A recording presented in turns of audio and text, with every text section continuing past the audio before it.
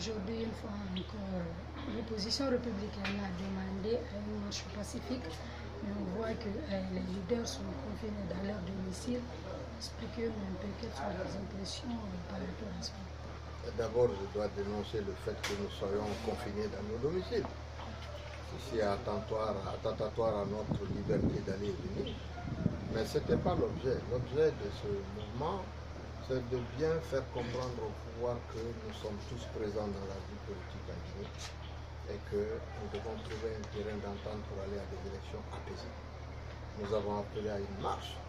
J'ai vu que le matériel de police de la Guinée a été renouvelé dans des conditions qu'on ne peut même pas imaginer. Aujourd'hui, nous sommes mieux équipés qu'au temps de l'apartheid en Afrique du Sud, mais contre les populations civiles. Ça ne règle pas le problème de la sécurité, ça ne règle pas le problème du niveau de vie des populations. Alors peut-être que ce que nous faisons, dans la mesure où on n'a pas de respect du processus de dialogue qui s'est déjà déroulé, on devrait pouvoir se retrouver pour qu'on dépasse cela et que ce pays se retrouve un temps soit peu. L'objectif n'est pas la manifestation, l'objectif est qu'aujourd'hui nous avons lancé un mot d'ordre qui a réussi.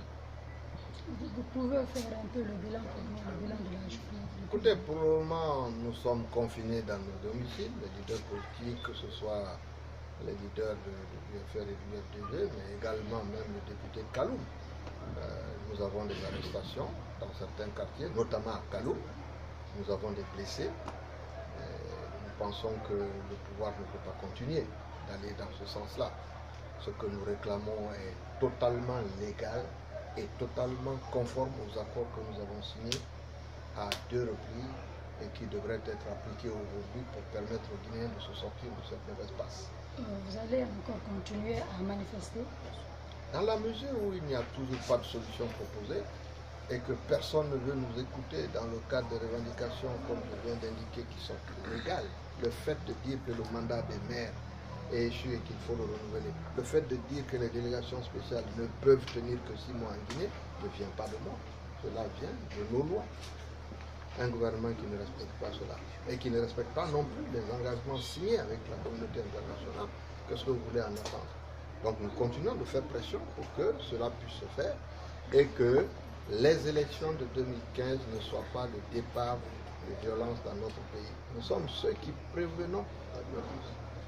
Est-ce qu'on peut entendre vraiment de nouvelles stratégies, vu qu'à chaque fois quand vous demandez à faire une marche pacifique, on vous confine à Nous allons, mais c'est une stratégie ça aussi. Les marches ici, nous en avons fait en 2011, 12, 13, avec 200, 300 000 personnes dans la rue. Ça a abouti à des tueries. Je n'ai jamais entendu d'ailleurs la presse demander au gouvernement pourquoi est-ce qu'il y avait des tueries pendant ces manifestations. Nous avons changé, disons, de stratégie. Nous demandons aux militants de sortir dans leur propre commune. Et je pense que cela donne le même résultat, à savoir la paralysie de la ville, mais également le fait que les Guinéens comprennent aujourd'hui que l'opposition républicaine est réellement représentative de cette population. Quelle appréciation faites-vous par rapport au discours du président Oh là de la là, République? ne m'en parlez pas. Je pense que, moi je crois que je suis arrivé vendredi, c'est la première chose que j'ai vue ici du 1er mai. J'ai été envahi par un sentiment, je dirais, de gêne, honnêtement. J'estime que on aurait pu éviter un tel spectacle qui se retrouve partout aujourd'hui